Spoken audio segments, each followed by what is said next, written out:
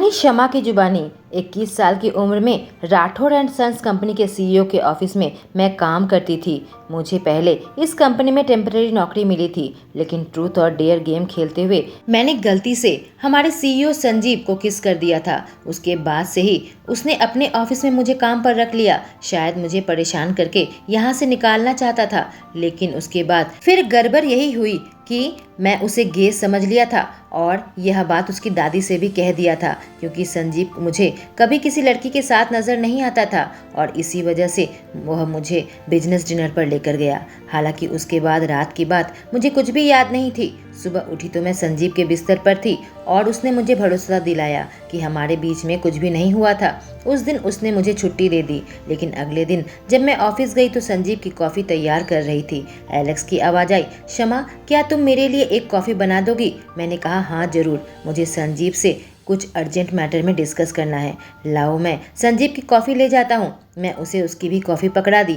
वह दोनों लेकर कमरे में चला गया। कल सुबह जब संजीव मुझे अपने घर पर ड्रॉप किया था, उसके बाद से मैं उसे नहीं देखी हूँ और अभी जो मौका था कॉफ़ी बनाने के बहाने उसे देखने का, वह मौका भी एलेक्स ने मुझसे ले लिया। आज सुबह भी संजीव मुझसे पहले काम पर आया था। उसे ना देखे जाने मुझे चैन नहीं आ रहा था। मैं खुद से कहने लगी कि मुझे अपने काम में ध्यान देना होगा, क्योंकि मुझे अपने बिल्स पे करने हैं, पर मेरा ध्यान काम पर लग ही नहीं रहा था। 2 घंटे बीत गए थे। मैं एक फाइल पर काम कर रही थी, तभी फोन का रिसीवर बजा। उठाई तो मेरा कॉफी लेकर आओ कहकर फोन कट गया और मैं बिना किसी भाव के रिसीवर को देखने लगी। क्या यह आदमी गुड मॉर्निंग बोलना भी नहीं जानता? मैं जल्दी से कॉफी बनाकर सीईओ ऑफिस में जा रही थी कि तभी किसी ने मेरे कंधे को थपथपाया। अब एलेक्स को क्या चाहिए? मैं पीछे मुड़कर देखी तो मेरी आंखें बड़ी बड़ी हो गई। मिसेस राठौर, संजीव की दादी खड़ी थी। वही औरत थी जिसके साथ मैंने गुटरगु किया था और संजीव के बारे में उल्टी सीधी बातें कही थी।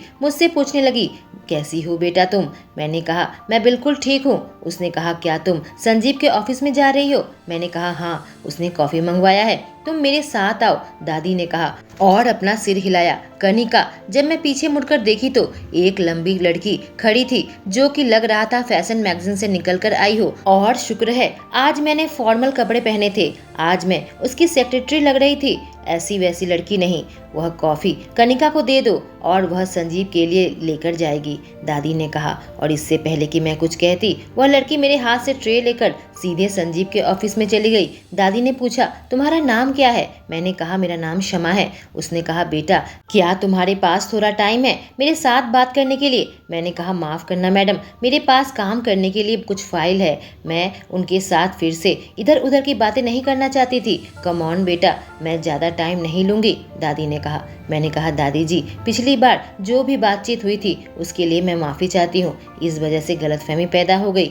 उसने कहा तुम्हारी कोई गलती नहीं, मुझे भी ऐसा ही लगा था। अच्छा हुआ सब साफ हो गया और अब मैं पर पोते का मुंह देखकर जाऊंगी। पर पोता शब्द मेरा ध्यान खींचा। मैंने कहा माफ कीजिएगा मैडम। दादी ने कहा जो लड़की को मैंने संजीव के ऑफिस में भेजा वह बहुत बड़े टेक्सटाइल कंपनी के उत्तराधिकारी है, काफी बड़े खानदान से है, राठौर परिवार के बहू बनने लायक है। मैं पूछना चाहती थी कि अगर संजीव इस बात से राजी नहीं हुआ तो, पर उनके व्यक्तिगत मामलों में मैं अपनी नाक नहीं घुसाना चाहती थी।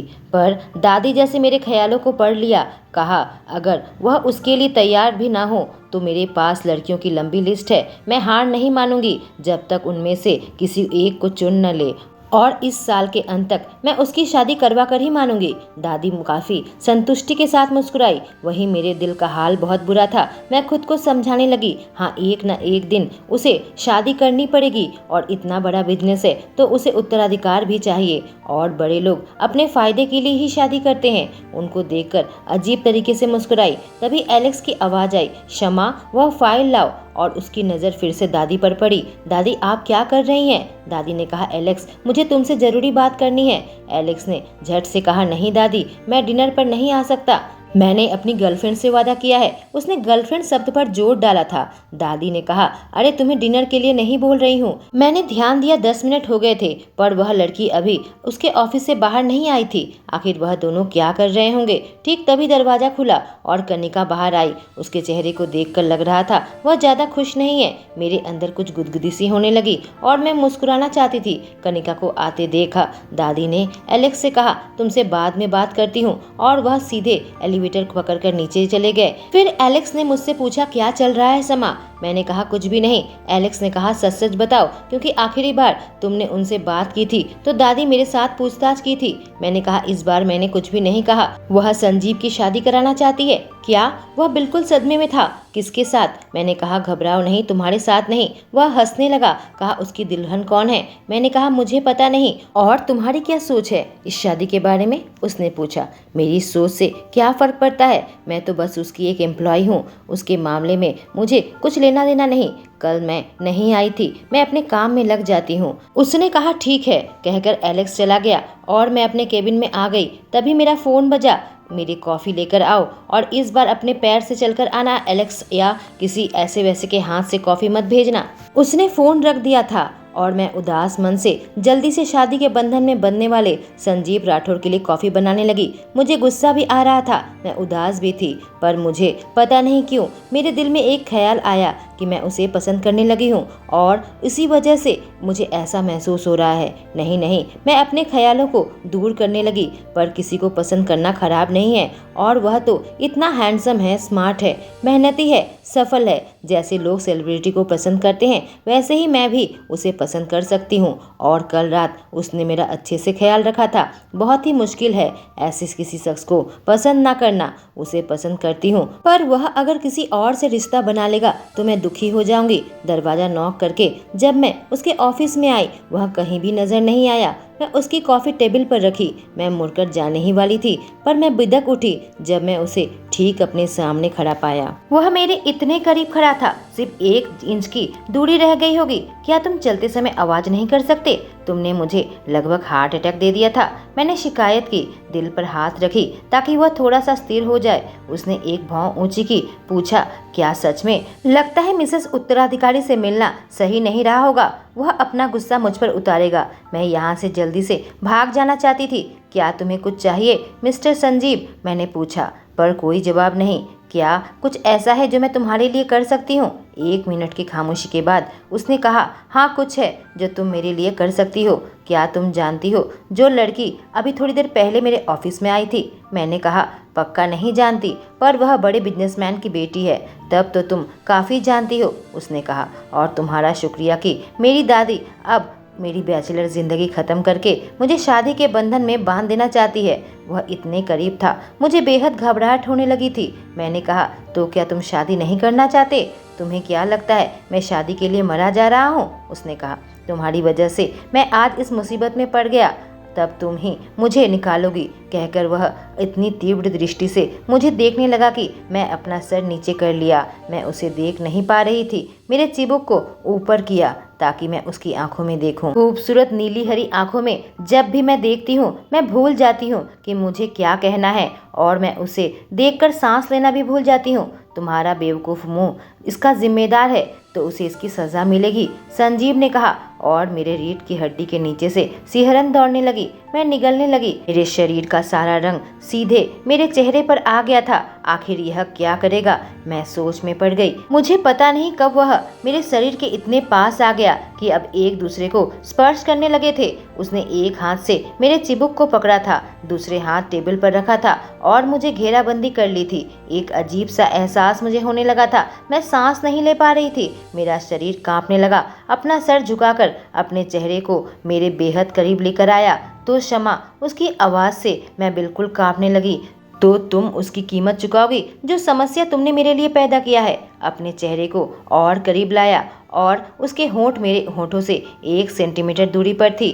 बस मुझे अपना होंठ थोड़ा सा हिलाना पड़ेगा और हम दोनों किस करेंगे। उसके होंठ कितने तराशे हुए हैं। उसकी नज़र मेरे होंठों पर थी और उसकी सांस मेरे गालों पर पड़ रही थी। मैंने अपनी आंखें बंद कर ली और किसी चीज़ की उम्मीद करने लगी। सेकंड बीतते गए, मिनट बीतते गए, कुछ भी नहीं हुआ। आखिर में मैं अपनी आंखें खोली, उसे अपने सामने खड़ा पाया। उसकी हाथ अपनी जेब में रखकर मुझे देख रहा था। मैं ब्लश करने लगी, पर इस बार शर्मिंदगी से। मैं किस चीज़ की उम्मीद कर रही थी और हमारे बीच की दूरी सेंटीमीटर से इंच में आ गई थी। एक कुटिल मुस्कान धीरे से उसके होठों पर आ गई जब उसे एहसास हुआ कि मैं क्या चाहती थी और मैं बेवकूफ़ की तरह सामने खड़ी थी। वह मेरी ओर देखकर नाप तोल रहा था। उसके बाद कहा, तुम क्या उम्मीद कर रही थी? एक किस का क्षमा? वह फ्लर्ट करता हुआ पूछा। नहीं, मैं झुठलाने लगी, पर मेरे गाल ब्लश करने लगे थे। तुमने इस बारे में सोचा था समा? झूठ मत कहो। उसने नखरे की मुस्कान दी। मुझे लगता है कि तुम्हें आराम करने की ज़रूरत है और मुझे थोड़ा स्पेस चाहिए, इसलिए मैं अपने केबिन में जा रही हूँ और अगर मुझसे कोई काम हो तो किसी को और को बुला लेना। इतना कहकर मैं जाने लगी, पर वह मेरे रास्ते को रोक कर खड़ा था। मेरे पास एक आइडिया है कैसे दादी को रोका जा सकता है, लड़कियों को मेरे पास लाने से मेरी शादी के लिए, उसने कहा। क्या सच में? मैंने कहा। ठीक है, फिर तुम इस काम में लग जाओ, मैं चलती हूँ, पर इस प्रॉब्लम का सॉल्यूशन तुम ही हो, उसने कहा। मैंने कहा, क्या कहा तुमने? हाँ, तुम शमा मेरी गर्लफ्रेंड बनने को तैयार हो जाओ। 1 मिनट के अंदर मैं हंसने लगी। मजाक कर रहे हो? सही कहा ना? या फिर पी रखी है? और फिर मैं सूंघने लगी, पर मेरे सामने खड़ा आदमी 1 इंच भी नहीं हिला। मैं कोई मजाक नहीं कर रहा हूँ मिस समा, और ना ही मैंने पी रखी है। तुम मेरी नकली गर्लफ्रेंड बनने की एक्टिंग करोगी। अपना हाथ उसके सीने में रखी और उसे धक्का देकर जरूरत की दूरी बनाने लगी ताकि मैं यहाँ से निकल सकूं। मुझे माफ़ करना मिस्टर राठौर, मैं आपकी इस योजना का हिस्सा नहीं बन सकती, यह तुम्हें ही करना पड़ेगा। जब मैं दरवाजे के सामने से निकलने गई, उसने मेरे कलाई को पकड़ते हुए कहा। पर क्यों? मैं अपनी कलाई को उसकी गिरफ्त से छुड़ाने की कोशिश करने लगी। तुम किसी दूसरी लड़की को क्यों नहीं ढूंढ लेते? जो लड़की अभी तुमसे मिलने आई थी उसे इसका हिस्सा क्यों नहीं बना लेते? नहीं, वह मुझसे शादी के इरादे से यहाँ आई थी। अगर मैं उसे ऐसा करने को कहूँगा तो वह मुझे शादी के मंडप तक खींच लेगी, उसने कहा। मैंने कहा, तुम्हारे पास इतने पैसे हैं, फिर किसी और को ढूंढ लो। क्या तुम यह नहीं करना चाहती? उसने पूछा।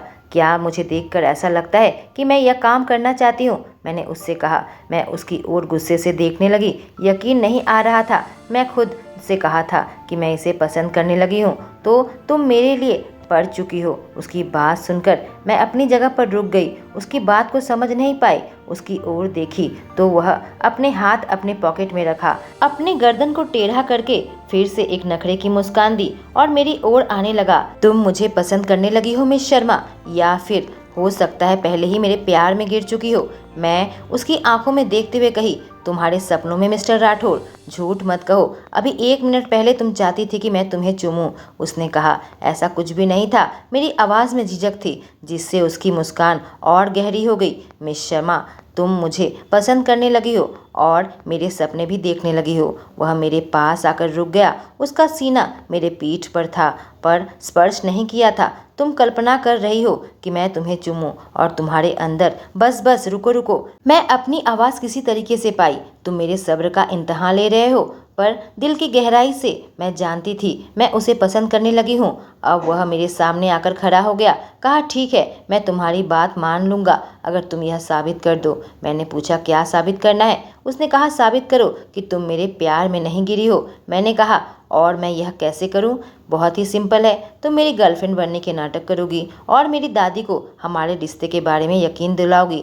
जब दादी को यकीन हो जाएगा, वह मेरे पीछे लड़कियों को भेजना बंद कर देगी। कुछ समय बाद हम ब्रेकअप कर लेंगे और मैं एक दिल टूटे हुए आशिक की एक्टिंग करूंगा और मुझे समय मिल जाएगा। वह मुझे परेशान नहीं करेगी और अपनी बैचलर जिंदगी के मजे लूंगा। उसके मुंह से जो भी शब्द अभी निकले, मैं काफ़ी गुस्से में आ गई। कहा, मैं यह नहीं करने वाली। उसने कहा, तुम्हें थोड़ा भी अपराध बोध नहीं है क्या? देखो मैं कैसे फंसा हुआ हूँ। तुम्हें नहीं लगता कि मुझे इससे निकालना चाहिए? और फिर मैं उसकी बात को मान गई थी। कहीं ना कहीं गलती मेरी भी थी। जब अपने केबिन में आई, मैं बैठकर सोचने लगी कि मैं उसके जाल में कैसे फंस गई। मैं इसे कैसे साबित करूंगी कि मैं उसे पसंद नहीं करती, जबकि मैं उसे पसंद करने लगी हूँ। 3 मिनट हो गए थे। संजीव मेरे दरवाजे पर खड़ा था, पर मैं उसकी ओर देख नहीं रही थी, अपने फाइल में डूबी हुई थी। तभी संजीव मेरे केबिन के अंदर घुस आया, मेरे सामने एक बैग रख दिया। मैं एक बार बैग को देखी और एक बार उसकी ओर। तैयार हो जाओ मिस शर्मा। मैं उसकी तरफ देखने लगी। हमें अभी डिनर पर जाना है, उसने कहा। मैं अबाक रह गई। मैंने कहा, तुमने किसी डिनर के बारे में नहीं बताया। मैं अब बता रहा हूँ, उसने कहा। और मैं मना कर रही हूँ, मैंने कहा। मैं तुमसे पूछ नहीं रहा हूँ, यह एक ऑर्डर है जो तुम्हें मानना है, उसने कहा। मैंने कहा, मैं कोई खिलौना नहीं हूँ, तुम जैसे मर्जी इस्तेमाल करो और फिर फेंक दो। वो मेरी ओर देखकर एक कुटिल मुस्कान दी। कहा, तुम मेरे लिए कोई खिलौना नहीं हो, मेरी गर्लफ्रेंड हो, और यह मैं तुम्हें याद दिला दूं। और दूसरा, मेरी गर्लफ्रेंड होने के नाते तुम मेरे साथ आ रही हो। वह अपनी उंगली के पीछे से मेरे गालों को पकड़ा और मेरे गाल में सारा खून दौड़ने लगा। जीत की मुस्कुराहट उसके चेहरे पर आ गई। मैं खुद को काबू करने लगी कि मैं इस आदमी के लिए ब्लश नहीं करूंगी। शमा, मेरी दादी ने मुझे डिनर पर बुलाया है और तुम मेरे साथ आ रही हो। यह पहला कदम होगा जब हम अपने रिश्ते के बारे में उसे विश्वास दिलाएंगे, हमारे प्यार के बारे में। तुम्हारा मतलब नकली रिश्ता और नकली प्यार, मैंने बीच में काटा। उसे विश्वास दिलाएंगे कि तुम मेरी गर्लफ्रेंड हो, उसने जारी रखा। तुम्हारा मतलब नकली गर्लफ्रेंड। मैं कोशिश करने लगी कि उसे गुस्सा दिलाऊं। मैं कुछ बोलने के लिए मुंह खोलने जा रही थी कि उसने अपनी एक उंगली मेरे होठों पर रख दी और अपना अंगूठा मेरे होठों पर चलाने लगा।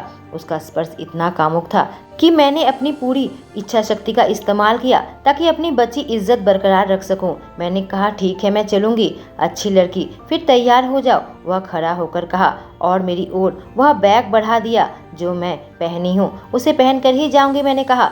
मैंने सुना उसने झुंझलाहट से कराहा और काफ़ी खतरनाक मुलायम आवाज़ में कहा, मेरे धैर्य की परीक्षा मत लो मिस शमा। विश्वास करो, तुम्हारे लिए यह सुखद नहीं रहेगा अगर तुम इसी तरीके से अपना विरोध जारी रखी तो। अपनी उंगली से मेरे चिबुक को पकड़कर कहा, तो इसे जल्दी से पहन लो।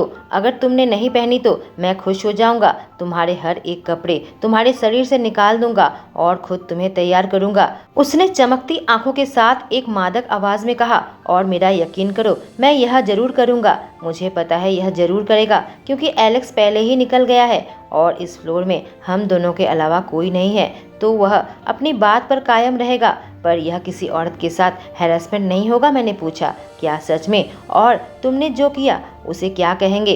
तुमने मेरी मानहानि की। कहते हुए उसने अपने अंगूठे से मेरे चिबुक को सहलाना जारी रखा। भले ही तुम इसे हैरेसमेंट कह रही हो, पर तुम्हारे गालों के ब्लश कुछ और ही बयां कर रही है, उसने कुटिल मुस्कान के साथ कहा। ठीक है, मैं तैयार हो जाती हूँ, मैं कहते हुए उससे थोड़ी दूर हटी। वह बैग लेकर वॉशरूम में चली गई।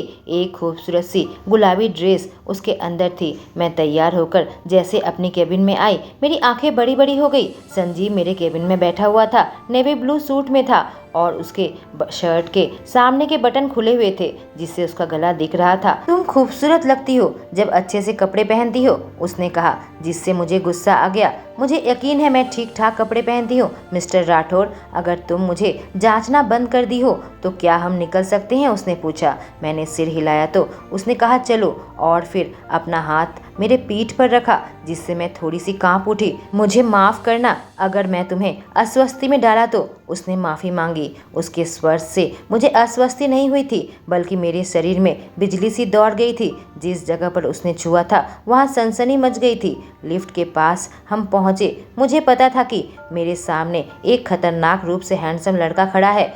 तुम्हें थोड़ी प्रैक्टिस की ज़रूरत है, उसने कहा, जिससे मैं अपने ध्यान से बाहर आई। अगर दादी के सामने ऐसी एक्टिंग करोगी तो उन्हें पता लगने में देर नहीं लगेगा और फिर वह उस लड़की के साथ जिसके नाम मुझे याद तक नहीं, उसे शादी करवा देगी। पर अगर ऐसा हुआ तो मैं तुम्हें अपने कंधे में उठाऊंगा और किसी वीरान टापू में छोड़ आऊंगा जहाँ तुम रहोगी बिल्कुल अकेली। उसने बात पूरी की और सदमे से मेरी आंखें बड़ी बड़ी हो गई। इतना डरो मत, मैं मजाक कर रहा था, पर एक्टिंग की बात बिल्कुल सही कह रहा हूँ, उसने कहा। उसने अपने बाजू से मेरे बाजू को पकड़ लिया था और मैंने उसे ऐसा करने से रोका भी नहीं। पता नहीं क्यों, पर मुझे खुशी है कि वह उस लड़की का नाम तक भूल गया है।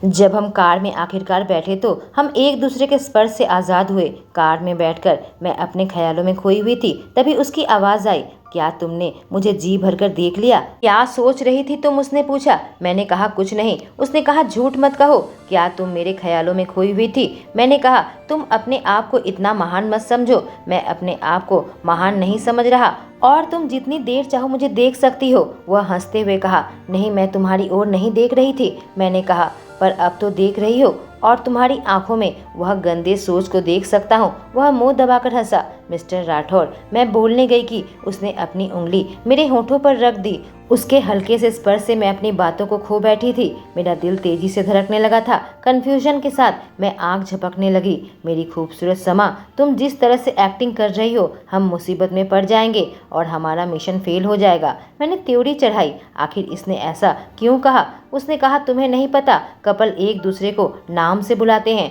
मैं चाहता हूँ तुम मुझे मेरे नाम से बुलाओ। मैंने कहा, ऐसा कैसे बुला सकती हूँ? तुम मेरे एम्प्लॉयर हो।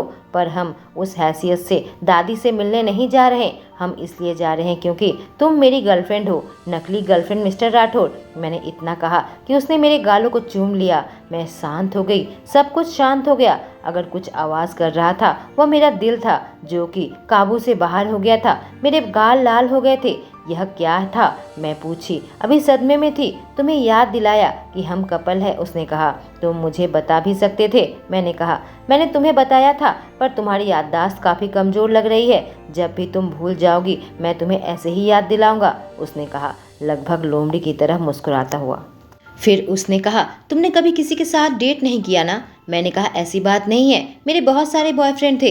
क्या सच में? तो तुम मुझे हल्के से स्पर्श से इतने घबराहट में क्यों आ जाती हो? मैं नर्वस नहीं होती, मैंने विरोध किया। क्या सच में? कहते हुए उसने मेरे हाथों को पकड़ लिया और फिर उसे गाल के पास लेकर आया और हल्का सा उसमें चलाया। देखो तुम कितनी घबराहट में लग रही हो और टेंशन में तुम्हारे गाल लाल हो गए हैं। यह बहुत सीधी बात है। मैं एक औरत हूँ और तुम बहुत ज़्यादा हैंडसम इंसान। खुद का बचाव करने की कोशिश की और कोई भी लड़की ऐसा ही करेगी। मैंने कहा, अच्छा सच में? तो बताओ तुम्हारे कितने बॉयफ्रेंड हैं? मैंने कहा, मैं केजी से डेटिंग कर रही हूँ, तो मैं अब गिनती भी भूल गई हूँ। वैसे भी तुम्हारा बॉयफ्रेंड होता तो मैं तुम्हारे साथ किसी लड़के को देखता, पर आज तक कभी नहीं देखा। एक बात याद रखना शमा, अब तुम मेरी गर्लफ्रेंड हो। तुम्हारे मुंह से किसी लड़के के बारे में नहीं सुनना चाहता।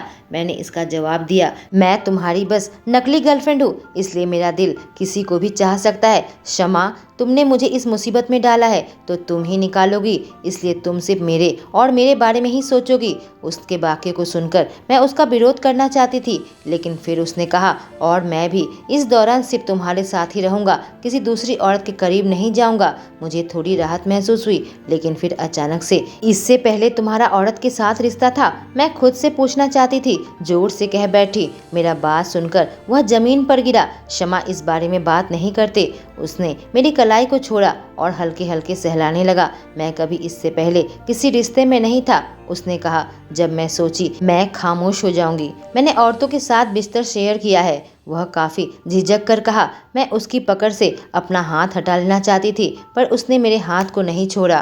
पर मैं पिछले 5-6 महीनों से औरतों से दूर हूँ, क्योंकि मेरा बिजनेस ठीक नहीं चल रहा था और डैड भी परेशान थे। मैं मन ही मन सोचने लगी, फिर उसका दिल कभी किसी का नहीं हुआ होगा। यह सोचकर मैं मुस्कुराने लगी, लेकिन फिर उदास हो गई कि आखिरकार उसके दिल पर किसका कब्जा होगा। शमा, मैं चाहता हूँ कि यह बिल्कुल असली दिखे, वह मेरी ओर देखकर कहा। मैंने कहा, ठीक है। उसने पूरा रेस्टोरेंट बुक कर लिया था। हम दादी से मिलने आए थे। उसने कहा, दादी उस लड़की से शादी नहीं करना चाहता जिसे आप ऑफिस में लेकर आई थी। दादी ने पूछा, वजह? मैं शमा को पसंद करता हूँ, उसने सीधे सीधे कहा। शमा? दादी भौं सिकोड़ने लगी। उसे यकीन नहीं आया कि हम दोनों एक दूसरे को पसंद करते हैं। जो कुछ भी मैंने पहले दादी से कहा था, हाँ दादी मैं शमा को पसंद करता हूँ, उसने कहा। इसने तो कहा था, दादी शुरू करने गई। संजीव ने बीच में काटा, वह इसलिए कि वह मुझसे बहुत ज़्यादा नाराज़ थी। आपको पता है ना कपल के बीच में कैसा झगड़े होते हैं। मेरी ओर देखकर मुस्कुराया और उसे मुस्कुराहट के पीछे मुझे एहसास हुआ कि वह अब भी मुझसे गुस्सा है। ठीक है, कुछ हद तक समझ आया, दादी ने कहा। अभी वह कंफ्यूज थी। क्या आप उस लड़की को बता देंगे कि मैं उसमें इंटरेस्टेड नहीं हूँ? संजीव ने दादी से कहा। उसका नाम कनिका है, तुम उससे क्यों नहीं कह देते? दादी ने संजीव से कहा। ठीक है, मैं कल उसे फ़ोन करके बता दूंगा। कल का इंतज़ार करने की ज़रूरत नहीं है, वो आज यहाँ आ रही है, दादी ने कहा। दादी मुझे बताया क्यों नहीं? उसने पूछा।